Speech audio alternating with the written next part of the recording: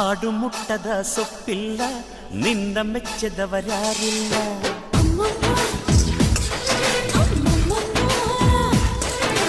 ಜೇನಿಗಿಂತ ಸಿಹಿ ಬೇರಿಲ್ಲ ನಿನ್ನ ಮುಟ್ಟಿಗಿಂತ ಸಿಹಿ ಬೇಕಿಲ್ಲ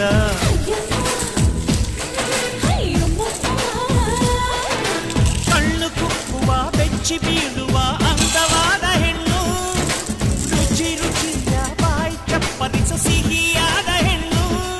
ಅಯ್ಯೋ ತಿಂದು ಬೇಗಿದರು ಆಸೆ ತೀರದ ಪಂಚಾಮೃತ ಇವಳು ಅಮ್ಮಮ್ಮಮ್ಮ ವೈದ್ಯಾರಮ್ಮಮ್ಮ